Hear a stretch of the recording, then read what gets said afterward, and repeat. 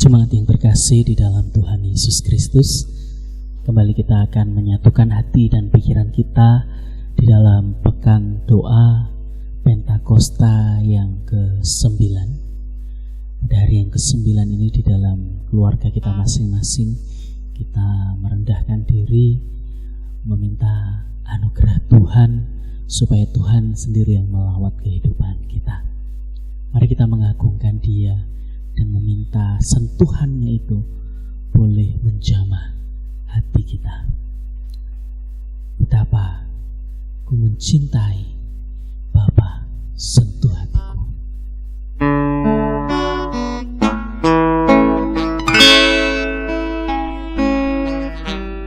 Betapa ku mencintai segala yang telah terjadi. Tak pernah sendiri jalani hidup ini, selalu menyertai.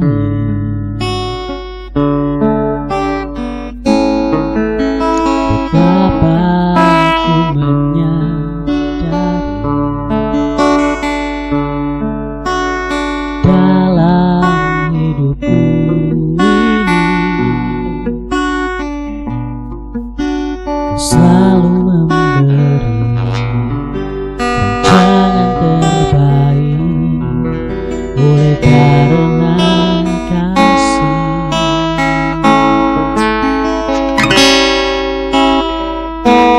Bapa,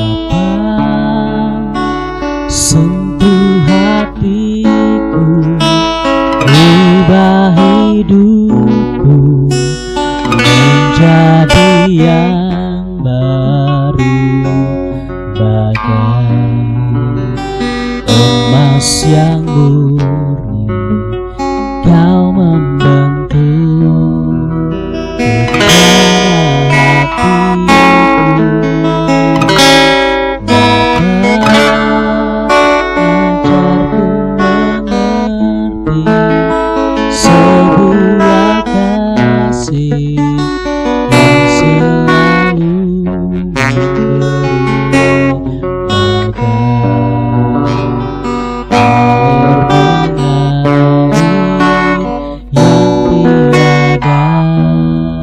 air mengalir yang tiada pernah berhenti, bagai air mengalir yang tiada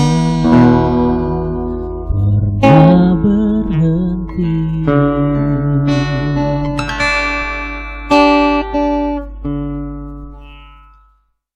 Jemaat yang terkasih, kita akan mendasari doa kita pada hari ini dengan firman Tuhan yang terambil dari Kejadian 50 ayat yang ke-15 sampai dengan ayat yang ke-21. Demikian firman Tuhan mengatakan, ketika saudara-saudara Yusuf melihat bahwa ayah mereka telah mati, berkatalah mereka, boleh jadi Yusuf akan mendendam kita dan membalaskan sepenuhnya kepada kita segala kejahatan yang telah kita lakukan kepadanya. Sebab itu mereka menyuruh menyampaikan pesan ini kepada Yusuf sebelum ayahmu mati. Ia telah berpesan, beginilah harus kamu katakan kepada Yusuf, ampunilah kiranya kesalahan saudara-saudaramu dan dosa mereka, sebab mereka telah berbuat jahat kepadamu. Maka sekarang ampunilah kiranya kesalahan yang dibuat hamba-hamba Allah ayahmu. Lalu menangislah Yusuf ketika orang berkata demikian kepadanya. Juga saudara-saudaranya datang sendiri dan bersujud di depannya serta berkata, kami datang untuk menjadi budakmu.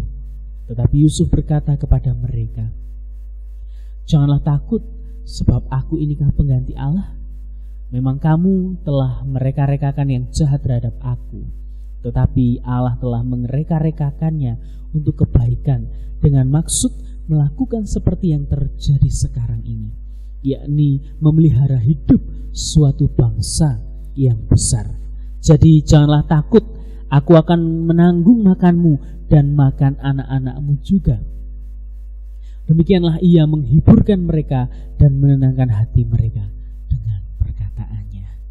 Jemaat yang terkasih, sakit hati dan luka memang bukan sesuatu yang mudah untuk disembuhkan. Biasanya akan berdampak kepada mental. Bisa saja membawa orang kepada depresi. Bahkan seorang penulis bernama C.S. Lewis dalam bukunya The Problem of Pain mengatakan bahwa umumnya sakit mental memang tidak sedramatis sakit fisik, tapi hal tersebut umumnya lebih sulit untuk dihadapi. Upaya yang sering dilakukan untuk menyembunyikan rasa sakit akan meningkatkan beban. Lebih mudah untuk mengatakan gigiku sakit daripada mengatakan hatiku hancur. Demikian juga jemaat yang terkasih, dari apa yang kita baca tadi tentang Yusuf. Pengalaman-pengalaman luka yang dialami Yusuf tentu bukan hal yang mudah untuk dilupakan dan diselesaikan. Tetapi menariknya di dalam ayat yang ke-20 dan 21 tadi, kita melihat bagaimana jawaban Yusuf yang menunjukkan bahwa dia telah selesai dengan persoalan itu, dan menunjukkan bagaimana kedewasaan wataknya. Luar biasa sekali Yusuf ini. Nah, dia mengatakan, memang kamu telah mereka-rekakan yang jahat terhadap aku, tetapi Allah telah mereka-rekakannya untuk kebaikan dengan maksud melakukan seperti yang terjadi sekarang ini, yakni memelihara hidup suatu bangsa yang besar. Jadi janganlah takut, aku akan menanggung makanmu dan makan anak-anakmu juga. Nah, Yusuf telah selesai dengan persoalan lukanya. Ia memiliki kelegaan, kerelaan untuk melepaskan pengampunan kepada saudara-saudaranya. Nah, hal ini terjadi karena ia sudah dimampukan untuk melihat tangan Allah. Bagaimana Allah bekerja di dalam hidupnya, bagaimana rencana Allah di balik semua peristiwa yang terjadi, bahkan ketika peristiwa itu nampak terasa buruk di dalam kehidupannya. Nah, tidak ada pengalaman hidup yang tanpa makna. Tidak ada, semua ada maknanya. Nah, jika kita mau sejenak merenung, maka kita akan melihat ada tangan kasih Tuhan di sana. Dan selalu, pasti ada pelajaran di balik setiap peristiwa. Melihat rencana besar Allah mampu membesarkan hati orang yang terluka. Melihat rencana besar Allah memampukan orang untuk tidak memandang luka dan persoalannya sebagai sesuatu yang terlalu besar. Memandang rencana besar Allah, persoalannya itu menjadi tidak terlalu besar. Jadi bagaimana kita mau untuk menyelesaikan persoalan luka kita? Bagaimana Bapak Ibu Saudara mau menyelesaikan persoalan itu? Nah, jelas dengan melihat karya Allah dan rencananya di dalam hidup kita. Alihkan fokus bukan pada lukanya, tapi pada hal baik di balik peristiwanya. Jika ada luka, akui itu, selesaikan, maafkan, minta Tuhan menyembuhkan lukanya. Jika sudah, biarkan lukanya sembuh. Jangan dikorek-korek lagi. Nah, kalau dikorek-korek lagi itu akan menjadi semakin busuk, menjadi borok yang makin busuk. Jadi kalau selesai. Mari kita belajar untuk itu. Nah, selamat menyembuhkan luka-luka dengan pertolongan Roh Kudus. Karena kita tahu kita tidak akan mungkin bisa sembuh tanpa pertolongan Roh Kudus. Mari kita datang kepada Tuhan di dalam doa. Tuhan, kami datang kepada Engkau. Terima kasih untuk firman-Mu yang Engkau nyatakan kepada kami. Menolong kami mengerti dan melihat bagaimana kami mesti mengenali luka-luka kami. Tuhan, bukakan, tolong kami, sehingga kami mengetahui, mengingat, bisa merasakan kembali luka-luka itu dan kemudian bisa menyelesaikannya, bisa mengakuinya, bisa mengampuni, bisa menyerahkannya kepada Tuhan untuk disembuhkan. Tuhan, mampukan kami Tuhan untuk melihat rencana Tuhan yang baik di balik setiap peristiwa yang terjadi, di balik pengalaman, di balik luka-luka. Tuhan, mampukan kami melihatnya, mampukan kami untuk mengampuni. Dan Tuhan, kami juga berdoa supaya Tuhan terus menolong kami hidup benar di dalam tutur kata dan tingkah laku kami, sehingga kami sendiri pun tidak melukai orang-orang di sekitar kami, tidak melukai orang-orang yang kami sayangi ataupun siapapun yang kami temui. Tuhan, mampukan kami selesai dengan luka-luka. Terima kasih Tuhan, kami sungguh membawa hidup kami ke dalam tangan kasih kuasa-Mu. Di dalam nama Tuhan Yesus Kristus kami berdoa. Amin. Mari kita memuji nama Tuhan di dalam Kidung Jemaat 467.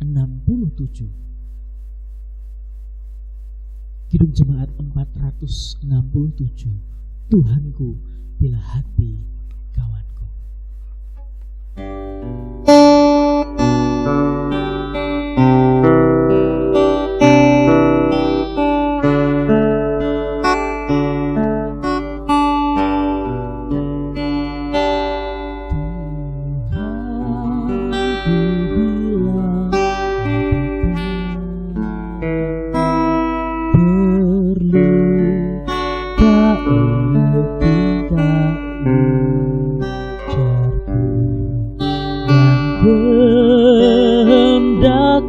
Jadi paduku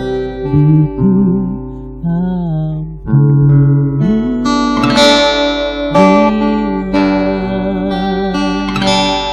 jika kau tutur kasih mana jika orang berdosa. Tuturku berdoa ampunilah.